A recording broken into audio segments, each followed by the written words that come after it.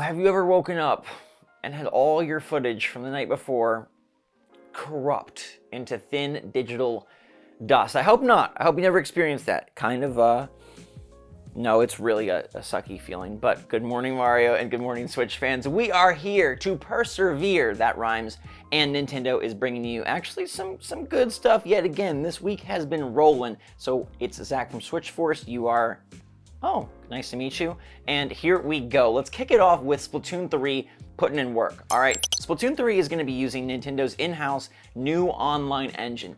Thank goodness gracious. Now, whatever you think about Splatoon 3, whether you believe that it is worthy of the 3 or not, at least they are upgrading the game. Previously, Nintendo used this NEX online system, which was very old. It originated on the 3DS, and it just was very, very old. This is antiquated even for Nintendo's sake, and that's what Splatoon 2 used back in the launch year of Nintendo Switch. But thankfully, they have swapped over to NPLN, which is the brand new one that was used in games like Monster Hunter Rise and Pokemon Legends Arceus. Now, those games performed far better, and hopefully that's the same for Splatoon 3. And maybe that's part of the reason that the game is getting more advanced lobby features and replays and things of that sort. I don't know exactly how it works. I just know that this is super good and bodes well for the longevity and the future of Splatoon 3 online multiplayer, which is sort of the main big deal. Now, it's not just that, but also Nintendo has employed AMD's Super FX resolution, their FSR, into Splatoon, which is going to boost the visuals. Now, this isn't full DLSS, if you've heard that term tossed around, but sort of similar. AMD's FSR is the same technology that Nintendo used once before in SwitchForce. And I'm not sure necessarily that like SwitchForce and Splatoon 3 look brilliant or look amazing or look like futuristic, but I think it's more to do with the fact that they're able to handle all the players on screen, and we don't have the issue of Fall Guys where they're moving marionette style, and that looks really wonky and antiquated. So Splatoon 3 is using new tech for Nintendo. This is good. Very excited for that Splatfest in just about like a week's time. That's coming up super fast, so we'll definitely be playing that together. Let me know if you're excited that Splatoon 3 is actually advancing. This is why it's a sequel. New technology, 3 idols, 3 Team Turf War, and 2 new technological improvements from Nintendo. Also, an update for you. Pokemon Scarlet and Violet is getting a new trailer this Sunday at 10 a.m. Eastern. So if you're eager to see more of the open world antics at the Pokemon World Championships, apparently they are going to be dropping a new trailer with more details. And we could use more details because we know a good bit about the game, but maybe this is the time and the place where we see some evolutions. A few new Pokemon, it should be pretty cool. Also, on the other side of the coin, Embracer is buying everything. They're embracing everything. That's the joke that everyone's using in their byline. Embracer embraces the game industry. If you look around and see what Microsoft, Sony, and Nintendo have acquired this year, it's like small beans. Well, Microsoft's like a couple giant beans, but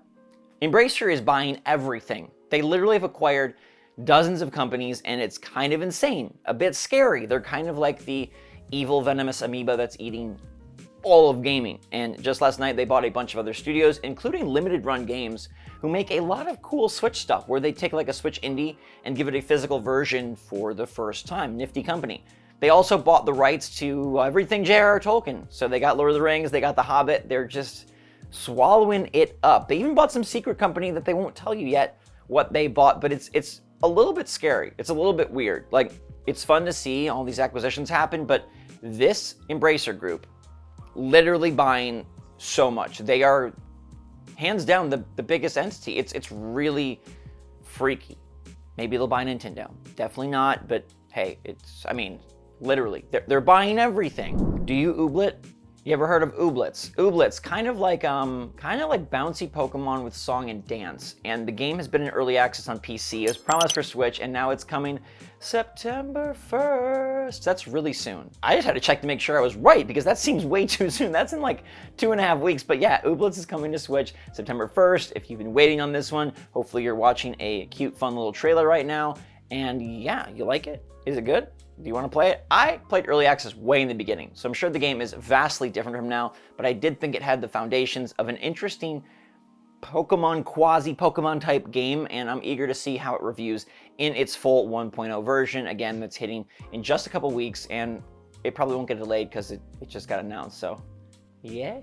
All right, buckle up, buckle bunnies and buckle buddies. This one is freaking weird. All right, yesterday we had the weird thing of Sakurai side-loading his Switch dock, and today we have Nintendo shrinking.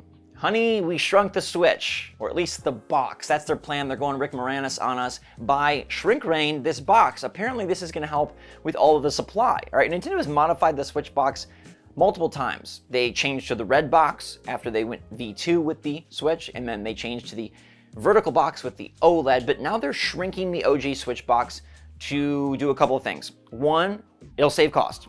Two, it will allow them to ship more. They can pack more into the trucks and the planes and pack more on the shelves and try and find a way to meet supply and demand in a world where there's all these difficulties with shipping, difficulties with chips, difficulties with everything, and this is just gonna hopefully make their holiday season more successful. And this kind of bridges into a weird conversation. If you remember recently, President Furukawa said that Nintendo would not be increasing the price of the Switch, which seemed like an odd thing to state, like, duh, you're not gonna increase the price. But on the other side, despite them saving cost, despite them shrinking the box, very cool to think that people were like in a room, focused, and their whole entire determinate goal was to shrink the box by a little bit. But hey, it's gonna ship many more units anyways. They're saving costs, but they're not lowering prices. This system has been out since March 2017, and it's never gone down in price. In fact, it's gone up in price with the OLED, and now with the Splatoon 3 OLED being even more expensive, given the super beautiful ombre Joy-Con and embossed Switch and dock, but it's never gone down. It's never become cheaper. I wonder if this is some sort of record. I'm gonna have to dig into it a little bit, because Nintendo, they love to hold their price. Evergreen is kind of the name of the game. But this generation, they've been generous, if you will, with their game software, but their hardware has stayed super same price, and it's probably because the demand is there. Why lower it if people are still buying it? Well, to be nice, but Nintendo is not in the business of being nice. They're in the business of making money, and make money they will with a whole bunch of games coming out this fall. Hopefully we have more to talk about soon in the way of new stuff. I'm still fingers crossed in that indie world, and I'm still fingers crossed on an early September direct. But for now, let me know what you think about Splatoon 3 making that upgrade. That's great news. And let me know what you think about Nintendo shrinking the box. That's funny news. And then let me know if you're going to pick up ooblets, or if you're going to check out the Pokemon Scarlet and Violet trailer on Sunday. I will definitely be watching. But until that time, everyone, thank you so much for watching. Hope you're all staying safe, staying healthy, staying happy, staying positive out there. Hope your footage did not corrupt. If it did, shed a tear and move on. That's what I had to do. No use crying over spilled footage, right? It's the same. That's what they say. Makes sense. I don't drink milk. I'm lactose intolerant. Anyways, thanks again, everybody. Love you lots. SwitchForce out.